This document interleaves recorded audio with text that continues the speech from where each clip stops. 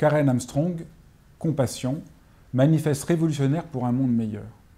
Karen Armstrong est une des plus grandes historiennes des religions, qui a été une nonne anglicane quand elle était jeune, elle a rompu, et elle a vraiment fait un travail d'intelligence sur l'unité des religions dans le monde entier, en confrontant les points de vue.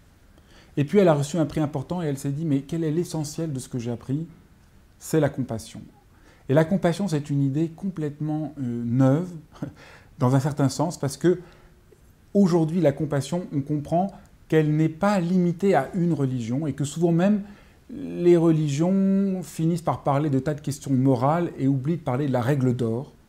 Cette règle d'or, qu'il faut prendre soin des autres, que nous sommes responsables des autres, que ce que nous faisons aux autres, nous le faisons à nous-mêmes. Et dans un temps où domine soit l'égoïsme avec une société de la marchandisation à l'extrême, ou des intégrismes de part et d'autre, où les gens se sentent enfermés dans des identités, la nécessité de la compassion devient centrale. Et on voit que dans toutes les universités, enfin dans de nombreuses universités américaines, des recherches en neurosciences montrent le rôle de la compassion dans notre esprit, qu'elle n'est pas juste un doux rêve, mais qu'il y a une dimension de compassion dans l'être humain qu'il faut restaurer. C'est donc à la fois une urgence pour l'être humain et une urgence politique d'essayer de donner droit à la compassion de manière concrète et efficace. Ce qui est extraordinaire dans ce livre, c'est qu'il est fondé sur une charte qui a été écrite avec des responsables de toutes les religions, que Karen Armstrong a invité en Suisse. Ils ont rédigé une charte qui est signée par des centaines de milliers de personnes. Et la charte débouche dans le monde entier sur des activités de développer de la compassion.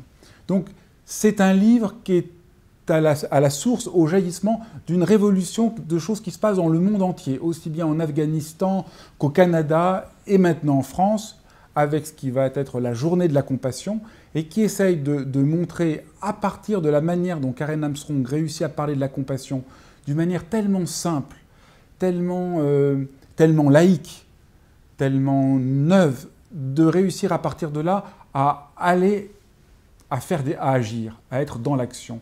Et comme le dit Karen Armstrong, elle a été une sorte d'intellectuelle pendant des années. Maintenant, elle veut pouvoir apporter une contribution concrète au monde.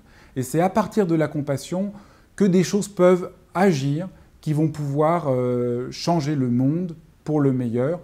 Et je crois vraiment que ce livre est emblématique d'une sorte de révolution qui est en train d'avoir lieu dans le monde.